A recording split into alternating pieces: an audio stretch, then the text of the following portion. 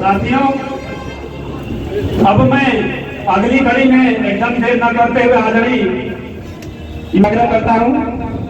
अरविंद कुमार मिश्रा, मैं roadways employ union के क्षेत्रीय उपाध्यक्ष हूँ। आज ये विकास गोष्ठी में बाबा भोलेनाथ की पवित्र काशी नगरी में एक विकास गोष्ठी पूरे बनारस क्षेत्र की बुलाई गई है प्रांत के निर्देश पे, और साथ ही साथ संयुक्त परिषद के सैकड़ों साथी यहाँ एम्प्लॉय यूनियन के प्रति आस्था व्यक्त किए हैं। प्रथम बिंदु पर आपको ध्यान आकर्षित चैनल के माध्यम से करना चाहता हूं कि माननीय मुख्यमंत्री जी के यहाँ, माननीय प्रधानमंत्री जी के यहाँ ये संदेश मीडिया के माध्यम से, चैनल के माध्यम से जाना चाहिए कि यूपी रोडवेज को, परिवहन निगम को जो हो यूपी रोडवेज घोषित किया जाए। राजस्थान में घोषित हुआ है। और रह गई बात तो और साहब की स्थिति बड़ी दैनिक है। बनारस क्षेत्र में करीब 700 बसें हैं, जिसमें 300 बसें चल रही हैं, लगभग 300 के लगभग बसें खड़ी भी हैं, जिससे यात्रियों को आने जाने में बड़ी असुविधा हो रही है। और एम्प्लॉय यूनियन निगम हित में, कर्मचारी हित में सदैव काम किया है। एसएम शुक्ला हमारे साथी हैं। मैं इनसे करीब लगभग 7 सालों से ये अनुरोध करते थे कि आप एम्प्लॉय यूनियन जो ज्वाइन करिए, क्योंकि आप एक ईमानदार, कर्मचारियों के प्रति वफादार, निष्ठा से काम करने वाले व्यक्ति हैं। इन्होंने 7 साल मेरा प्रयास था जारी। अच्छे लोगों के लिए हम हमेशा प्रतिशील रहता हूँ कि मेरा साथ दें। इन्होंने मेरी मेहनत को, क्या करेंगे आप? जी, आपको चैनल के माध्यम से बता दें कि बड़े दुर्भाग्य की बात है कि 21 अप्रैल को तत्कालीन स्वर्गीय एस.के. राव हो गए थे, 21 अप्रैल को। उसके बाद बनारस में एक शोक की लहर दौड़ी थी। हमारे प्रबंध निदेशक महोदय ने बड़े उम्मीद और यहाँ के कर्मचारियों ने आशा रखा कि सेवा प्रबंधक संतोष कुमार राम यहाँ अच्छा कार्य करेंगे, जानेंगे। लेकिन वो कुर्सी पाते ही 26 अप्रैल 2021 को कुर्सी पाते हुए उन्होंने अपना आपा खो दिए। बनारस क्षेत्र के कर्मचारियों को प्रताड़ित करने लगे। पूरे प्रदेश में, देश में अभियान चलाएंगे। मोदी जी आप कहते हैं, योगी जी आप कहते हैं सबका साथ सबका विकास, सबको नौकरी देंगे, तो आप बेशर्त नौकरी कहाँ दे रहे हैं? माननीय प्रधानमंत्री जी का संसदीय क्षेत्र है, भगवान भोलेनाथ की काशी नगरी है। आपने भाषणों में जिक्र किया, हम लोग बड़ा अच्छा लगता है कि ऐसे हम प्रधानमंत्री देश का पाए हैं कि हमको माँ गंगा ने बुलाया है।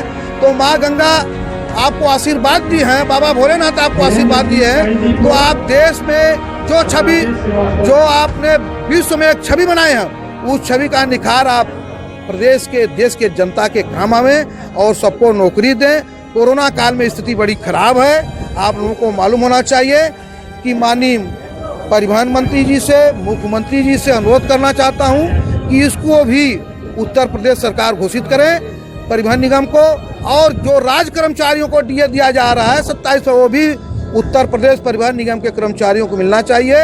अगर ये 7% पर रोके रहेंगे तो ये उत्तर प्रदेश के कर्मचारी बता दिए हैं। बसपा की सरकार आई थी बेचने के लिए, सपा की सरकार आई थी बेचने के लिए।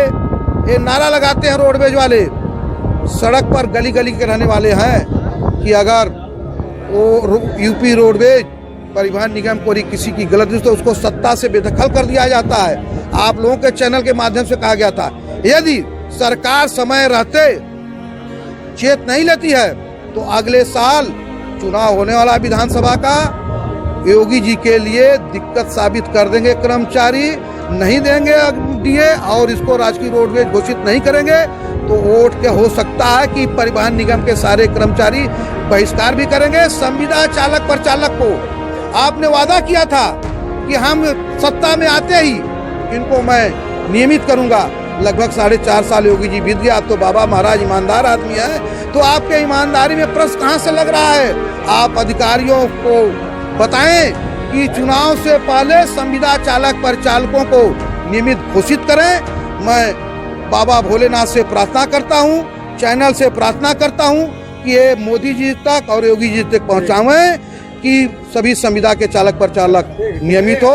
हर हर महादेव। मैं क्षेत्रीय अध्यक्ष UP roadways employees union Indresh Mishra. आज किस तरह कार्यक्रम हो रहा है, क्या उद्देश्य है? आज हमारे यूनियन के प्रति विश्वास जताते हुए आप संयुक्त परिषद के एस एन शुक्ला जी अपने सैकड़ों साथियों के साथ, मजदूर सभा, मजदूर संघ के कर्मचारी साथियों के साथ, पदाधिकारियों के साथ आज इन्होंने पंडित रामजी त्रिपाठी जो हमारे प्रांतीय अध्यक्ष हैं, हमारे पूर्वांचल प्रभारी शिलाल तिवारी जी इलाहाबाद से आए हुए हैं, हमारे क्षेत्रीय मंत्री मुमताज अहमद जी हैं, हमारे रेलवे के पूर्वोत्तर रेलवे के एनआर से अखिलेश पांडे जी हैं, इनके साथ दुर्गेश पांडे जी हैं, हमारे मध्य प्रदेश के उपाध्यक्ष। कार्यक्रम क्या है? कार्यक्रम है कि हमारा मेन मकसद है कि हम अपने संविदा कर्मचारियों को नियमित कराएं या इनका वेतन फिक्स कराया जाए, क्योंकि इस महामारी में जो हमारे रोडवेज कर्मचारी, संविदा कर्मचारी हम लोग साथ में काम करते हैं, उनका किलोमीटर के हिसाब से वेतन जाता है, जो कई वर्षों से वेतन बढ़ा नहीं है। और रोडवेज के